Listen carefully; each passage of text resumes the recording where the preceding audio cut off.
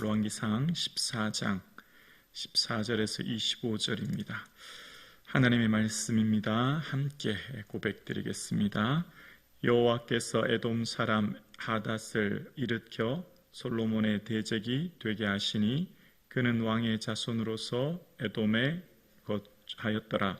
전에 다윗이 에돔에 있을 때에 군대 지휘관 요압이 가서 죽임을 당한 자들을 장사하고 에돔의 남자를 다 쳐서 죽였는데 요압은 에돔의 남자를 다 없애기까지 이스라엘 무리와 함께 6달 동안 그곳에 머물렀더라.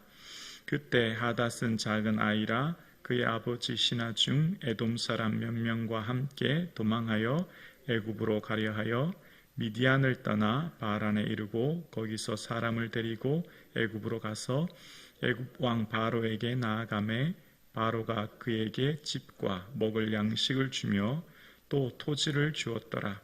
하닷이 바로의 눈 앞에 크게 은총을 얻었으므로 바로가 자기의 처제 곧 왕비 다브네스의 아들 그의 아우 아내로 삼으매 다브네스의 아우가 그로 말미암아 아들 그 누밧을 낳았더니 다브네스가 그 아이를 바로의 궁중에서 젖을 떼게 하매 그 누밧이 바로의 궁에서 바로의 아들 가운데 있었더라.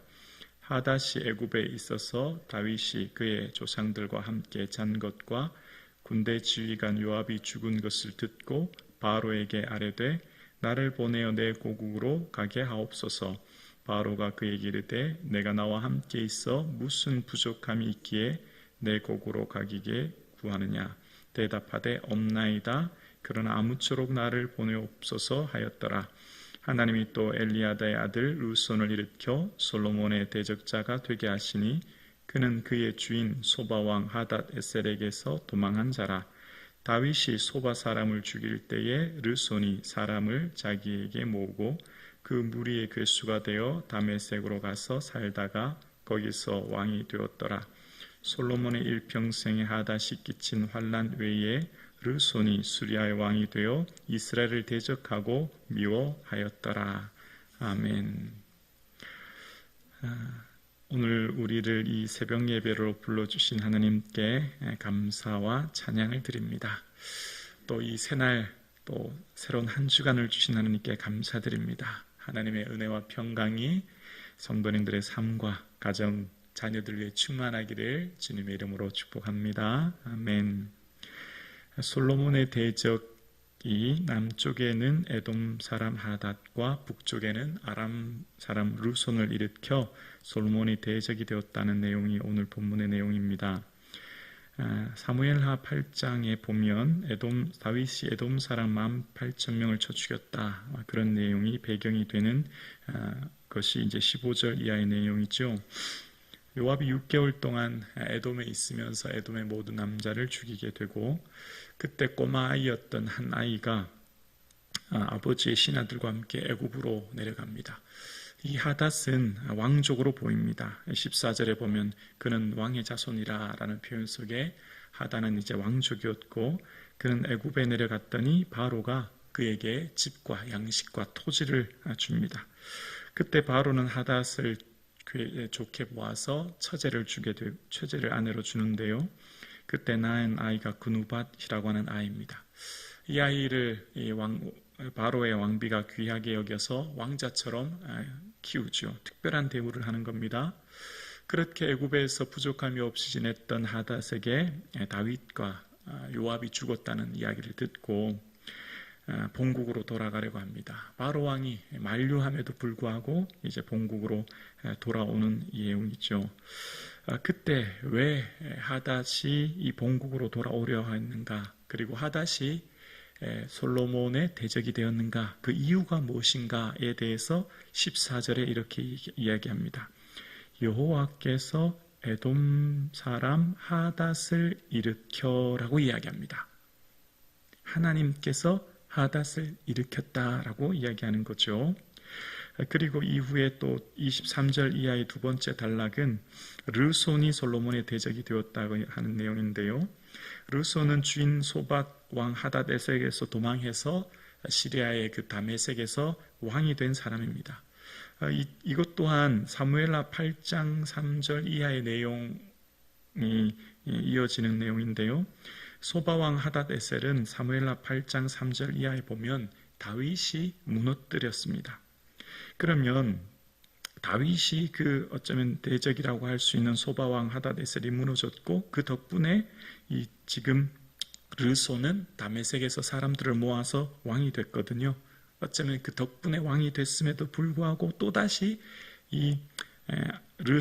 아람 왕 르손이 솔로몬을 대적합니다. 그 이유가 뭐냐면, 그 이유 또한 오늘 본문 23절에 나오죠. 왜 그렇게 했냐면 23절에 보면 하나님이 또 엘리야다의 아들 르손을 일으켜 솔로몬의 대적자가 되게 하시니라고 이야기합니다. 이것 또한 하나님이 그렇게 하셨다라는 거예요. 그러면 하나님이 왜 이렇게 하셨죠? 하나님이 왜 대적자들을 일으켜 세웠을까요? 이전에 솔로몬이 열왕기상 5장 3절에 보면 하나님께서 내게 태평을 주시고 원수도 없고 재앙도 없다, 그런 고백을 했거든요. 아무 원수도 없이 재앙도 없이 지내게 되었다라고 얘기하는데, 근데 오늘은 갑자기 원수가 생겨납니다. 대적자들이 생긴 거예요. 왜 그렇게 되었죠? 하나님이 그렇게 하셨다고 하는데요, 그 이유는 오늘 본문 앞단락에 나와 있죠. 오늘 본문 앞단락에 솔로몬이 마음이 돌아서서 다른 신들을 섬겼기 때문인 거죠. 솔로몬이 마음이 돌아져서 다른 이방 여인들과 결혼하고 그 여인들의 신들을 섬기게 되는, 그러니까 지금 이 이스라엘 땅에 우상의 박물관이 된 겁니다. 온갖 이방 나라의 신들이 다 오게 되고 신전들이 생기게 된 거죠. 그래서 이제 이 열왕기상 1장 1절의 첫 주어가 솔로몬 왕위로 시작합니다. 솔로몬의 나이 들어서 마음이 돌아섰던 것. 그래서 오늘 본문의 시작은 여호와께서로 시작하죠. 주어가 바뀌는 거죠. 왜 이렇게 되었다고요? 솔로몬이 마음이 돌아섰기 때문이다라는 겁니다. 하나님께서 다윗에게 약속하셨던 한 가지가 있어요. 그것이 하나님께서 내가 내 왕위를 영원히 견고하게 줄 거야 라고 하셨면서 사무엘하 7장 14절에 보면 이런 말씀을 하시거든요. 나는 그에게 아버지가 되고, 그라고 하는 말은 다윗의 후손, 태어날 그 후손들 이스라엘을 말하죠. 그들에게 뭐가 되냐면 아버지가 된다는 거예요, 하나님 이제. 그래서 나는 그에게 아버지가 되고 그는 내게 아들이 된다. 너의 후손들은 내 아들이 될 거야, 그 말이죠. 그러면서 뭐라고 하셨냐면 그가 만일 죄를 범하면 내가 사람의 매와 인생의 채찍으로 징계하려니와, 이런 말씀하세요. 하나님께서 지금 다윗에게 약속하셨을 때 이제 내 후손들은 내가 그와 아버지와 아들 관계가 될 거야, 부자 관계다. 그런데 그 아이들을, 사랑하는 아이들을 내가 잘못하면 인생의 매를 들 거야, 그런 말씀 하셨거든요. 모세가 이스라엘 백성들에게도 그런 말을 했었거든요. 그 아들을 징계한 같이 하나님께서 너희를 징계하실 줄 생각하라. 신명기 8장 이하의 얘기입니다. 하나님께서 아버지와 아들의 관계인데 아들이 잘못하면 어떻게 한다고요? 사랑의 매로 징계하겠다, 그런 말씀입니다. 히브리서 12장 7절에 보면 이렇게 말씀하시는 내용이 있거든요. 히브리서 12장 7절에 보면 너희가 참음은 징계를 받기 위함이라 하나님이 아들과 같이 너희를 대우하시나니, 하나님이 우리를 어떻게 대우하시냐면 아들처럼 아들 삼아주셨다는 거예요. 어찌 아버지가 징계하지 않는 아들이 있으리요. 징계는 다 받는 것이오늘 너희에게 없으면 사생자요 친아들이 아니니라. 참 아들이기 때문에 징계하신다는 것 말씀하시면서 9절에 보면 또 우리 육신의 아버지가 우리를 징계하여도 공경하거든 하물며 모든 영의 아버지께 더욱 복종하며 살려 하지 않겠느냐. 10절이요. 우리 10절 함께 읽어볼까요? 시작. 그들은 잠시 자기의 뜻대로 우리를 징계하였거니와 오직 하나님은 우리의 유익을 위하여 그의 거룩하심에 참여하게 하셨느니라. 다시 제가 읽어볼게요. 그들은 잠시 자기의 뜻대로 우리를 징계하거니와 오직 하나님은 어떻게 해요? 우리의 유익을 위하여 라고 말씀하시는 거예요. 여러분 자녀 키워보셨죠? 자녀 키울 때 꼬마아이 때 뭐 거짓말하고 뭐 잘못하면 엄마가 매를 들어서 이 녀석 너 또 그럴래? 그러면서 회초리를 들어서 뭐 매를 들어서 때리면 꼬마아이 때 어렸을 때는 애가 어떡합니까? 엄마 잘못했어 그러면서 엄마 품에 막 파고들죠. 엄마 품에 파고들고 엄마 옷까지 잡고 엄마 다리 붙듭니다. 그럼 엄마는 다 용서해 주죠. 그런데 아이가 좀 크면 어떻게 됩니까? 좀 크면 무슨 사춘기쯤 되고 청소년쯤 되면 너 이 녀석 너 또 그럴래? 너 그렇게 잘못했지라고 하면요. 좀 크면은 집을 아예 나가버립니다. 집을 아예 나가버리고 들어오질 않아요. 징계받았을 때 태도가 참 중요한 것 같아요. 어떤 일이 있고 어려움이 있을 때.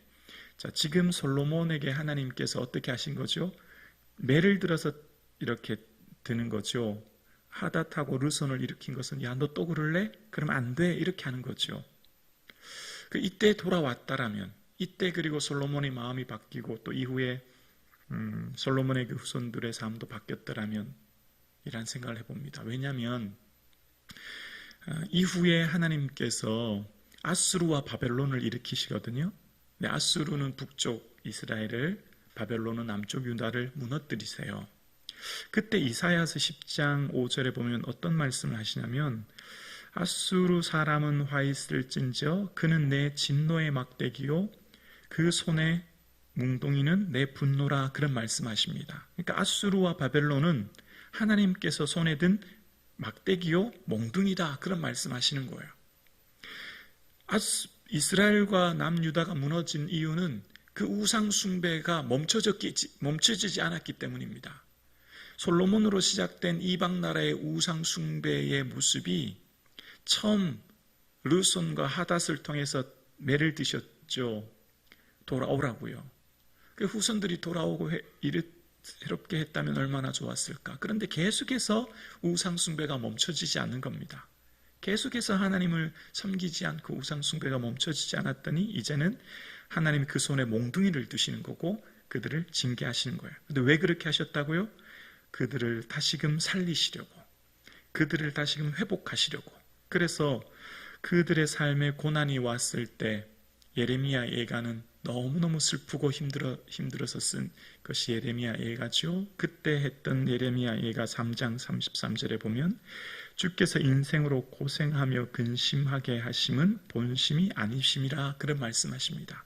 너희들을 힘들게 하고 어렵게 한 거 내 원래 본 마음이 아니다 라고 하시는 거예요. 뭔 마음이죠? 너희들의 삶 가운데 돌아와고 회개하고 이웃기기를 원하시는 하나님 마음이 있다는 것을 말씀하시는 거죠. 오늘 본문의 말씀을 통해서 하나님이 그들을 대적을 일으키셨다라고 하는 것은 하나님의 아픈 마음이 담겨져 있다는 것을 말씀하고 계시는 거죠. 오직 우리를 위하여 우리의 유익을 위하여 징계하신다라고 하는 말씀처럼, 그래서 우리의 삶에 참된 회복과 새로운 삶을 원하시는 것처럼 하나님의 말씀을 통해 우리는 새롭게 깨닫게 되죠. 우리의 삶에 하나님께서는 사랑의 하나님이시요 그 사랑의 하나님이심은 우리의 삶을 새롭게 하시고 회복하기 위해 잠시 징계하실 수는 있으나 그것이 영원하지 않다는 것을 말씀하십니다. 이스라엘도 이후에 바벨론에서 포로로 갔지만 그들이 영원히 포로의 삶을 살지 않지 않습니까? 70년 후에 다시 돌아오게 되고 회복시켜 주시는 것처럼 오늘 하나님께서 우리의 삶은 아들과 같이 사랑하신다. 아버지가 아들을 사랑한 같이 그 사랑하신다는 말씀은 영원한 사랑, 변함없는 사랑, 끝까지 사랑하시는 사랑을 말씀하시는 거죠. 하나님이 저와 우리 모든 성도님들을 끝까지 사랑하시고 언제나 변함없는 사랑으로 붙들고 계심을 기억하며 우리의 삶에 어떤 어려움과 고난이 있을지라도 주를 바라볼 수 있는 저와 여러분 되기를 주님의 이름으로 축원합니다.